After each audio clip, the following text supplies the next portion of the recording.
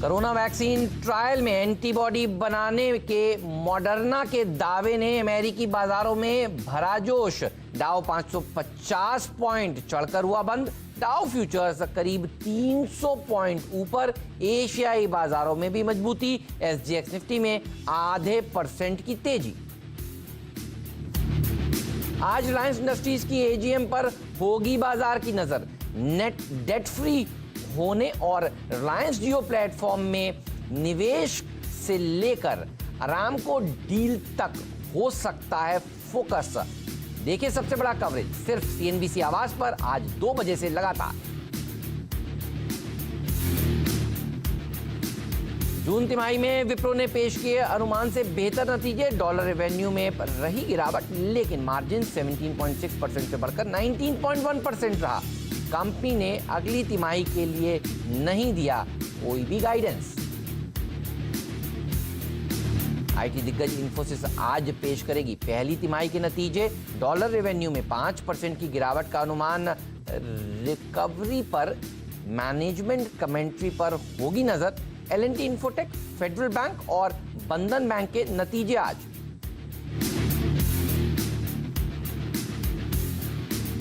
अगले कुछ सालों में ऑयल एंड गैस सेक्टर में आएगा $118 बिलियन का बड़ा निवेश। पेट्रोलियम मंत्री धर्मेंद्र प्रधान ने कहा, देश को मैन्युफैक्चरिंग हब बनाने में एनर्जी इंफ्रास्ट्रक्चर का होगा अहम रोल।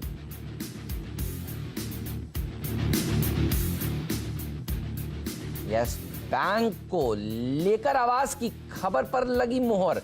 एंकर इन्वेस्टर्स से जुटाए करीब 4,100 करोड़ रुपए। टिल्डेंट पार्क की बैटरी ने किया 2,250 करोड़ रुपए का इन्वेस्टमेंट। रिटेल इन्वेस्टर्स के लिए आज खुल रहा है एफपीओ। 12 से 13 रुपए प्रति शेयर का है प्राइस बैंड। स्पेशलिटी केमिकल्स बनाने वाली कंपनी रोसारी बायोटेक का आईपीओ 3 गुना भरा। आज है इशू का आखिरी दिन। 423 से 425 रुपए है प्राइस बैंड। और देश में कोरोना मरीजों की संख्या 9 लाख के पार पहुंची। पिछले 24 घंटे में जुड़े करीब 29,000 नए केस। बिहार में 16 से 31 जुलाई तक फुल लॉकडाउन का हुआ ऐलान।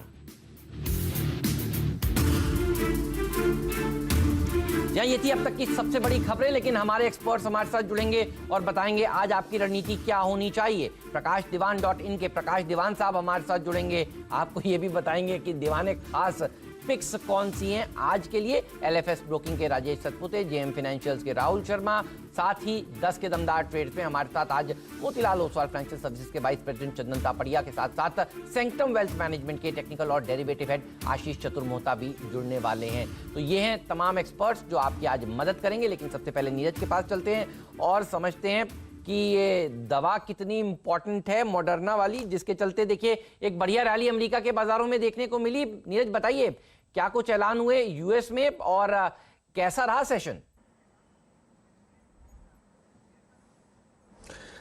सेशन बहुत अच्छा रहा अमेरिका बाजारों का। पूरी जो कमजोरी थी वो पलट गई और बहुत बेहतरीन रैली आपको सभी स्टॉक्स में देखने को मिली।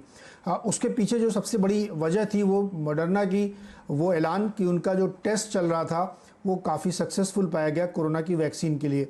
45 लोगों का एक बैच था जिसको उन्होंने वो वैक्सीन दी थी और उसमें सक्सेसफुली एंटीबॉडीज़ डेवलप होते हुए देखे गए।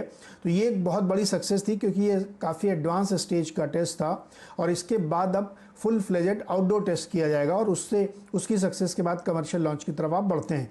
तो मॉडर्ना की ये खबर इसलिए इंपॉर्टेंट थी क्योंकि इससे पहले भी बहुत सारी खबरें आई। एस्ट्राजेनेका के टेस्ट की खबर आई, फाइजर के टेस्ट की खबर आई, बायोनटेक की खबर आई। इन सब के साथ साथ जो ये खबर आई मॉडर्ना की एक बहुत ही एडवांस स्टेज की थी और 100% सक्सेस थी। तो इसलिए बाजार ने इसको हाथों हाथ लिया और एक बहुत ज़बरदस्त रैली आपको मार्केट में देखने को मिली। इसके शेयर में, मॉडर्ना के शेयर में भी ऑलरेडी 16% की तेजी बनी, आफ्टर मार्केट भी तेजी जनी।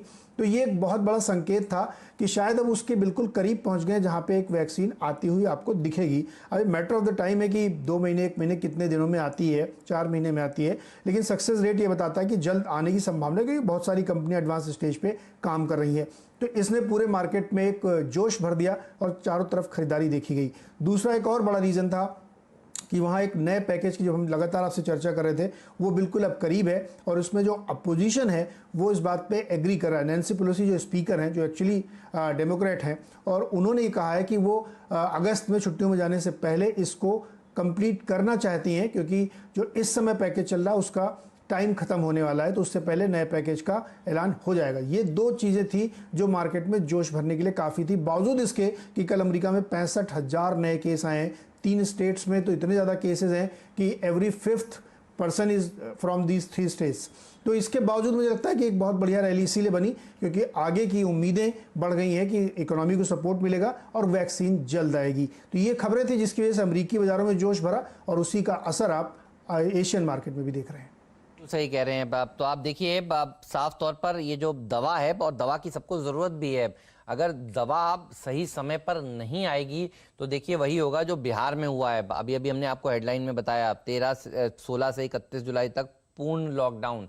कल हम आपको इसी शो में बता रहे थे नीरज की पुणे में भी देखिए धारा 144 लागू हो रही है। तो दवा की ज़रूरत बहुत है क्योंकि केसेस बढ़ते जा रहे हैं, और अगर दवा जल्द नहीं आती है और वापस से हम लॉकडाउन वाले मोड में चले जाते हैं तो बहुत दिक्कत होने वाली है। और देखिए तिमाही नतीजे भी फिर आगे के अच्छे नहीं रहेंगे अगर जल्द दवा नहीं आती है। वैसे भी हमने देखा अप्रैल में तो पूरा लॉकडाउन ही था, मई में थोड़ा बहुत खुलना शुरू हुआ, जून में हमारी कंपनियां लिंप कर रही थी, थोड़े थोड़े तरीके से देखिए खोलने की कोशिश कर रही थी। तो दवा की खबर भनक अगर आती है तो देखिए बाजार में किस तरह की रैली देखने को मिल जाती है। वरना तो लोग नीरज वो क्राउडेड ट्रेड ले रहे हैं, भारत में रिलायंस इंडस्ट्रीज और उनकी ग्रुप कंपनियों को खरीद रहे हैं, और अमेरिका में हम देखते हैं कि जो क्राउडेड ट्रेड है यानी सब लोग एक तरफ जुट गए हैं, वो है आईटी कंपनियों को खरीदने के लिए। तो ये 2 ट्रेड्स हैं जो ज़्यादातर लोग देखिए ले रहे हैं दुनिया भर में।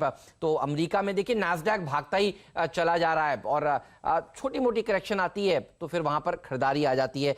नीरज से हम थोड़ी देर में ये भी समझेंगे कि आरआईएल की एजीएम से आज क्या उम्मीद रखनी चाहिए, लेकिन पहले वीरू के पास चलते हैं, उनसे समझ लेते हैं कि डेटा कैसा निकल कर आया है कल का। तो वीरू, कल, परसों और उससे एक दिन पहले 3 दिनों में अच्छी खासी गिरावट हुई है, ये बताइए डेटा क्या सजेस्ट कर रहा है? देखिए हेमंत, डेटा थोड़ा खराब है और कल का इंस्टीट्यूशनल आंकड़े तो बहुत खराब हैं आज के सेशन के लिए। करीब करीब 1565 करोड़ रुपए की एफआईएस की सेलिंग थी हेमंत, और 650 करोड़ रुपए की डीआईएस। कंबाइन अगर आप देखें कैश में जो आउटफ्लो था करीब करीब 2200 करोड़ रुपए का था, ये काफी हैवी था, एंड स्पेशली 10-800 की डिजिट्री में।